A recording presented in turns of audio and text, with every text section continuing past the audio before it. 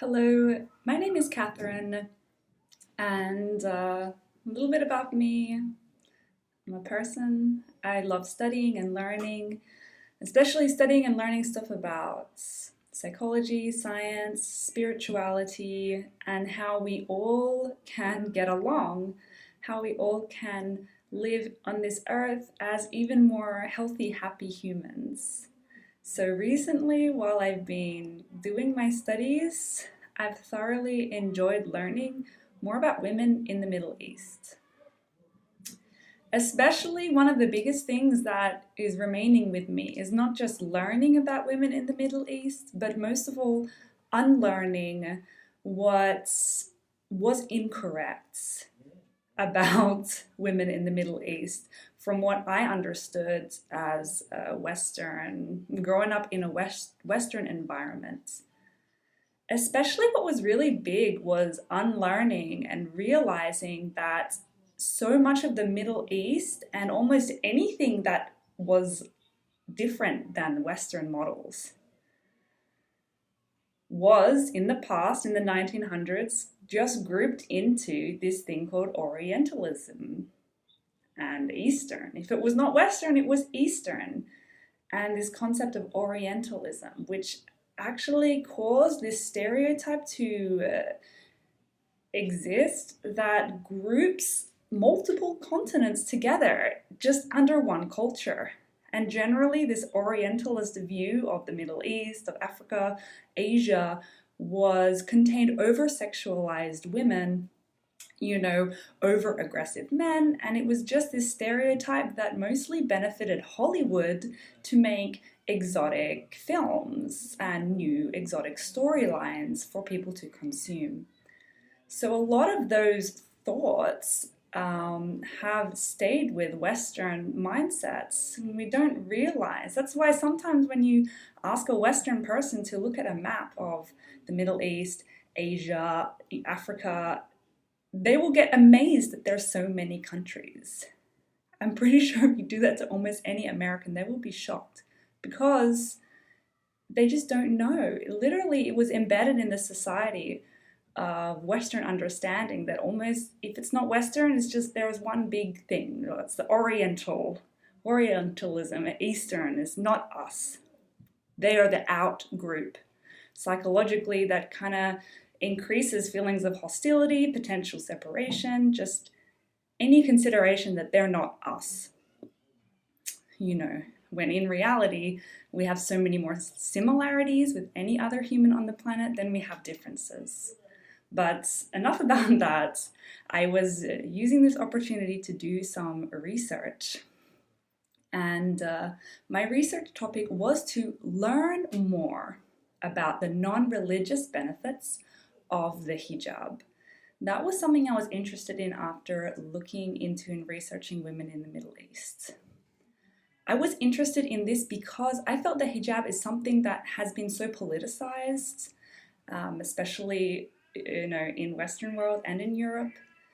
It's this big thing that Western media kind of just so confused by. And I think it's a real point of almost just ignorance, we just don't know enough.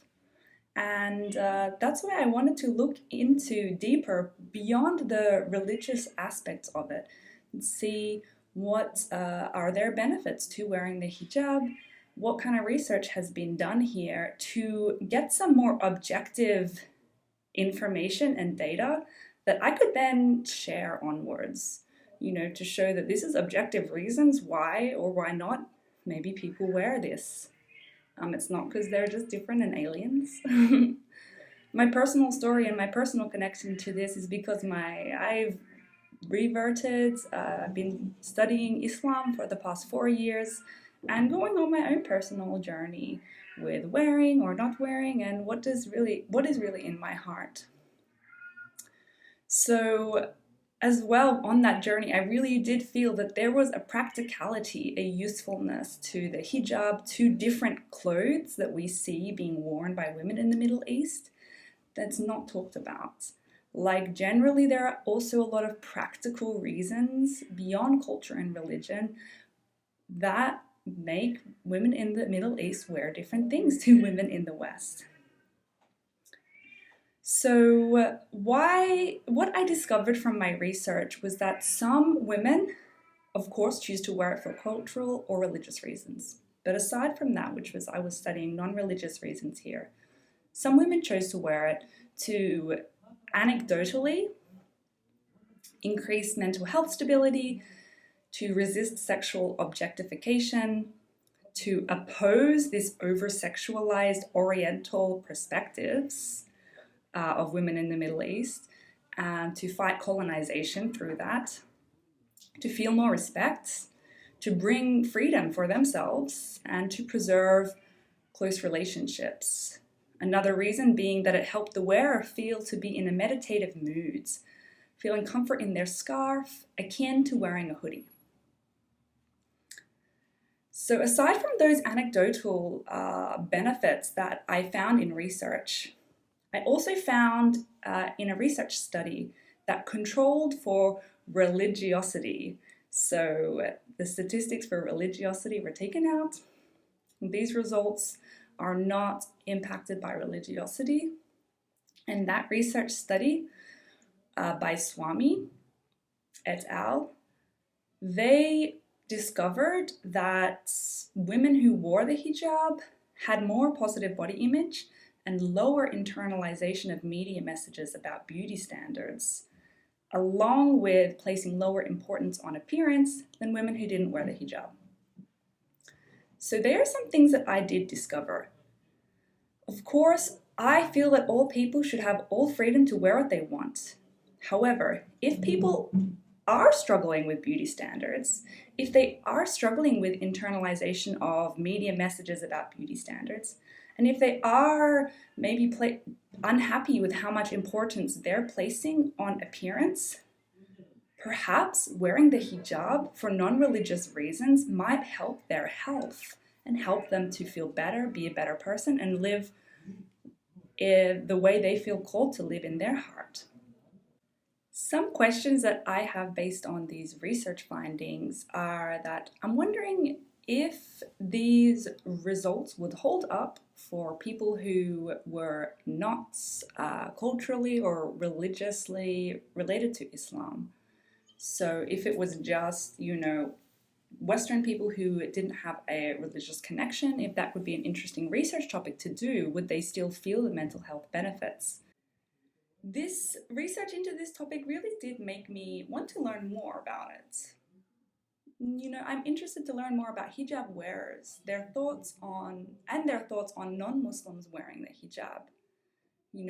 Do they feel that there are enough benefits that they would recommend it? People who are Muslims and wearing the hijab, do they feel there are enough benefits that they would recommend wearing it to other people, even if they're not Muslim?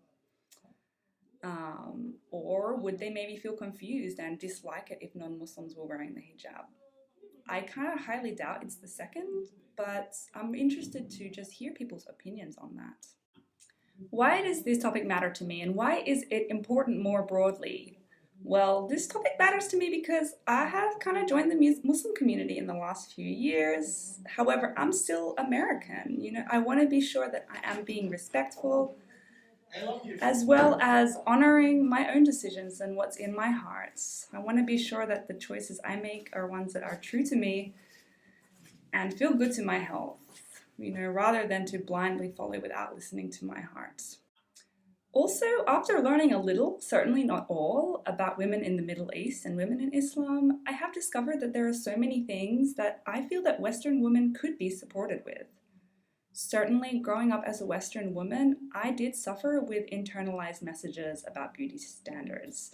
I did suffer from feeling oversexualized. I did suffer from, worrying that I had to put too much importance on my appearance. But I didn't see any other option in terms of what to wear. What women wore when I was growing up in the Western world felt very sexualized. That was normal in all the magazines, in all the movies, on TV, in clothing stores.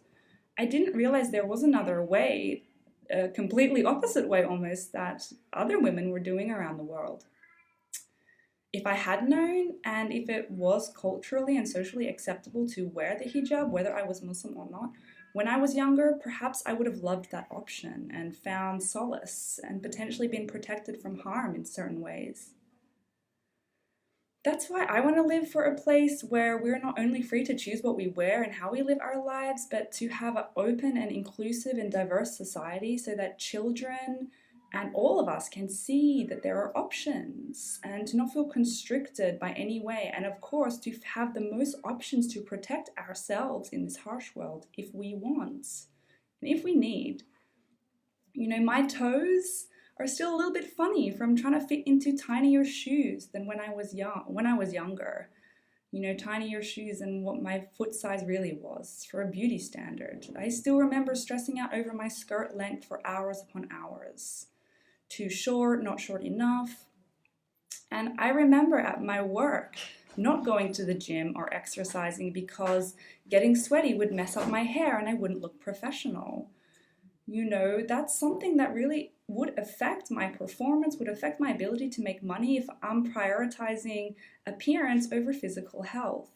All of these things I feel hindered me in a little or big ways, and I believe that beauty standards have been hindering women for way too long. Lastly, last notes that came up for me when I was researching this topic is that the hijab doesn't necessarily refer to a scarf. It just kind of means a veil in any way. To not feel that we have to share everything with everyone. It can be covering physically in clothing, or it can be a covering in our hearts. You know, not allowing other people to see all of us, not just like giving all of ourselves away. Interestingly, from my Western world, there is this quote that says, if you have a great idea or goal or plan or dream in your heart, don't always tell everybody, because they may just criticize and doubt you and leave you feeling confused, and you don't want to go for your dream. So kind of like, don't tell your dreams to everybody. This is a quote I heard in the Western world. This actually, I realize, is a form of veiling too. It's to protect what's in your heart, to protect something special of yours from harm, from the harshness of this world. It is a harsh world out there, and I feel that the more all of us are equipped to deal with it and to protect ourselves, the better. So I hope that you enjoyed this presentation. Thank you for being here, and sending lots of peace.